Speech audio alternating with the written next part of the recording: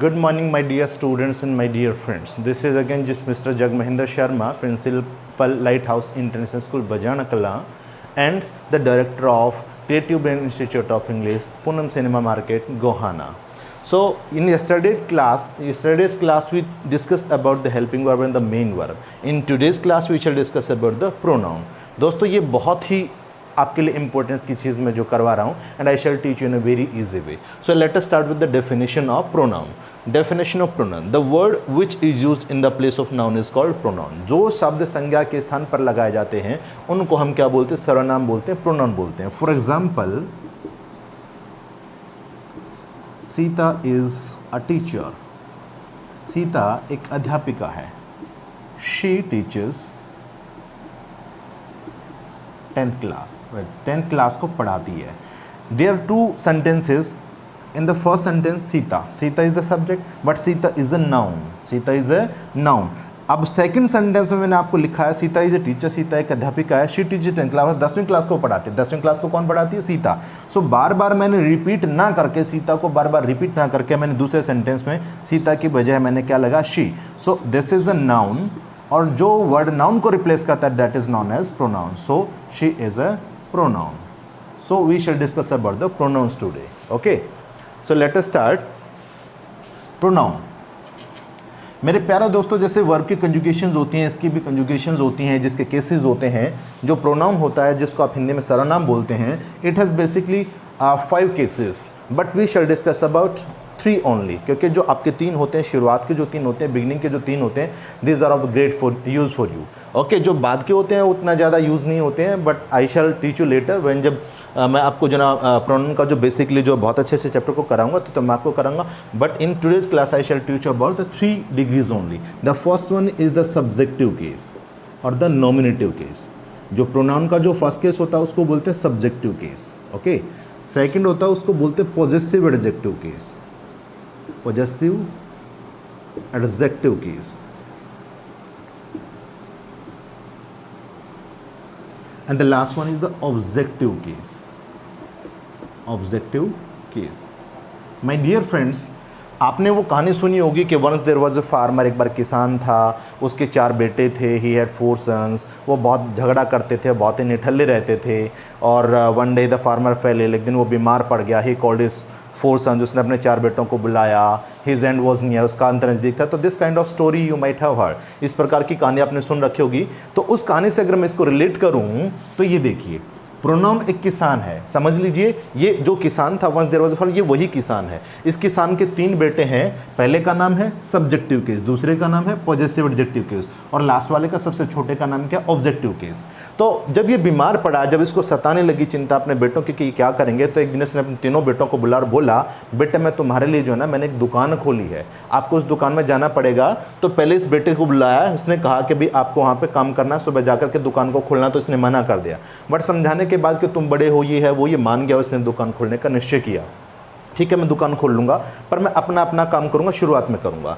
फिर इसकी बारी आई. दूसरे नंबर पे सबसे छोटा बेटा खड़ा था. तो छोटे बेटे को बुलाया कि भाई तुम क्या काम करोगे?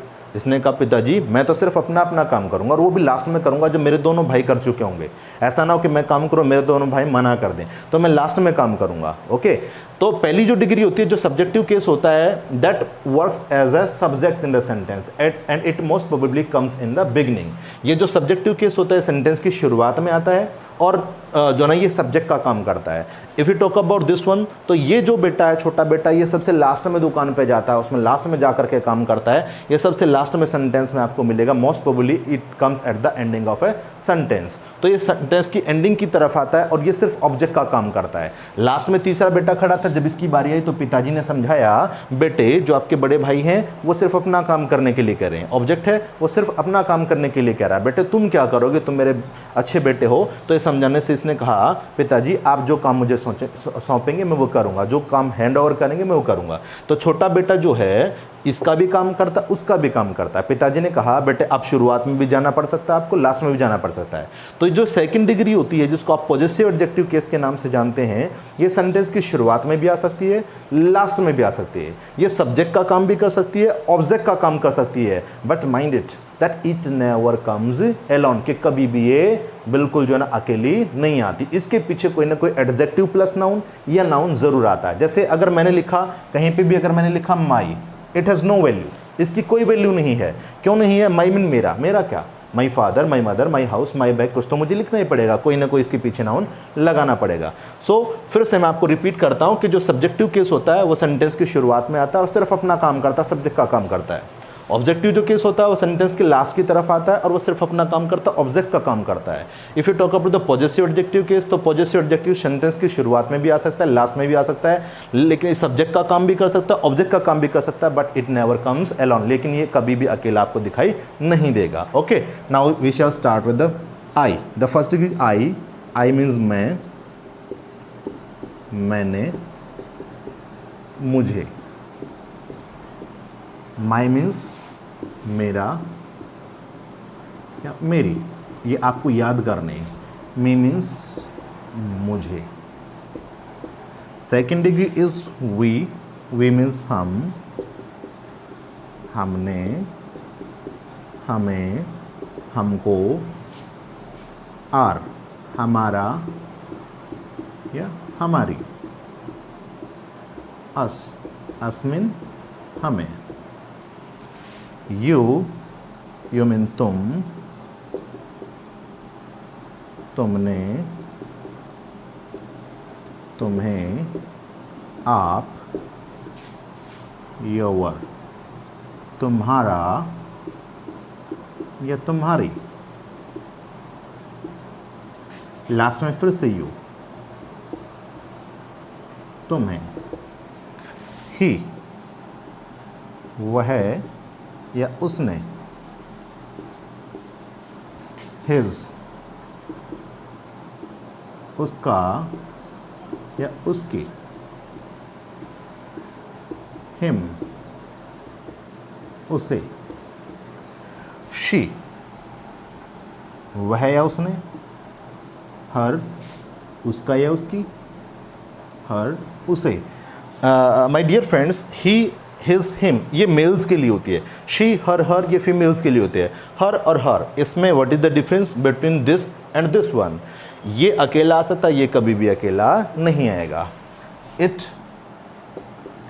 यह या इसने। इट्स, इसका या इसकी। लास्ट में फिर इट, इसे। And the last one is they. They means वे या